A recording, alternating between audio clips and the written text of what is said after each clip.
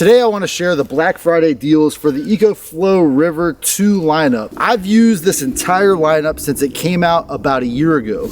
And this River 2 Pro I've used the most in my minivan camper. The prices on Black Friday are actually the lowest prices that I've seen on the River 2 lineup, with the River 2 coming in at $169. So this River 2 has a 256 watt hour internal battery and a 200 watt AC inverter. All three of the River 2 lineup have similar USB outlets and a similar 12 volt DC outlet. And this is a great deal for $169. Now you're not going to be powering a coffee maker or boiling water or making a meal with this, but if you need something to recharge your computer 2 or 3 times and your cell phone 5 to 10 times while you're out on the move, this thing could be a great buy for you at that $169 price. In addition to that, I have a coupon code in the video description, and you can try to stack that on top of this and see if you can get it at an even lower price. Now let's talk about the River 2 Max.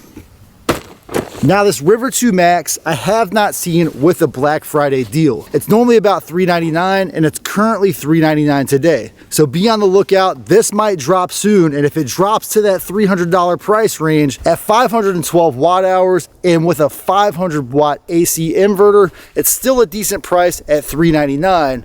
But it's not an excellent Black Friday deal yet.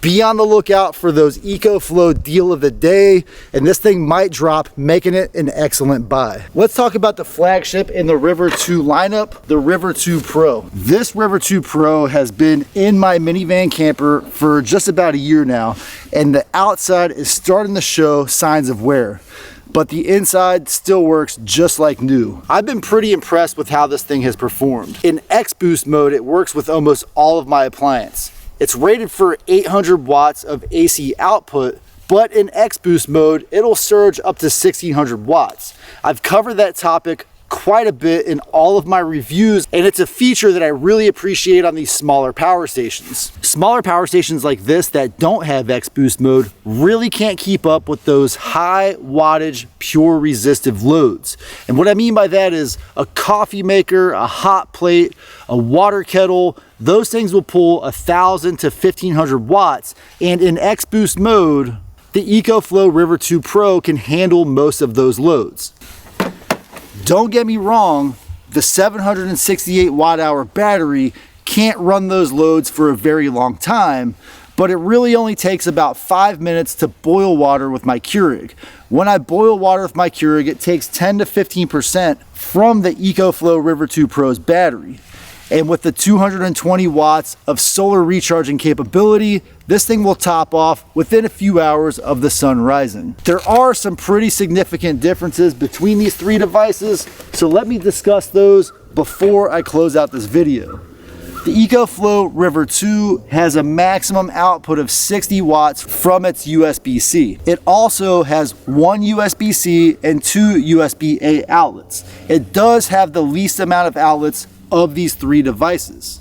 In addition to that, none of them have wireless charging, but with plenty of USB-A and USB-C outlets on these two, it really shouldn't be a problem. Both the EcoFlow River 2 Max and River 2 Pro have a 100 watt USB-C output.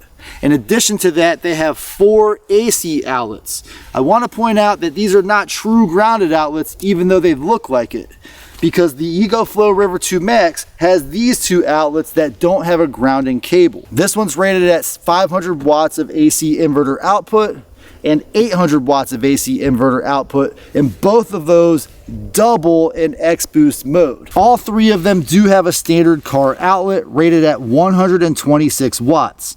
The River 2 Max and the River 2 Pro have these two 5521 barrel plug outlets that are also 12 volt DC. A lot of folks love these outlets, however, I have never personally used them. All three of them have a very similar display. The displays on the River 2 Max and the River 2 Pro are almost identical, with the key difference being that the information on the River 2 is just compressed a little bit.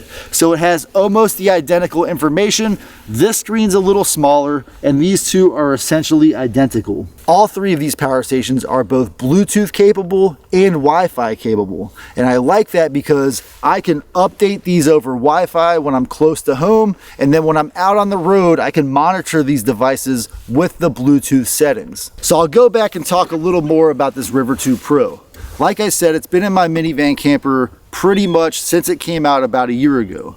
I primarily use this to run my Glacier mini fridge, and the reason is between this and the internal battery in the Glacier mini fridge, I can run that fridge for several days without any recharging. And if I want to stay off grid indefinitely with this power station and that mini fridge, the 220 watts of solar input is the perfect size for my minivan.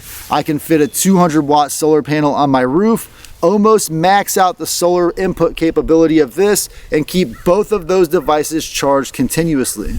In addition to that, I can run lights, charge my phone, keep my laptop charged, and all kinds of other things with this power station.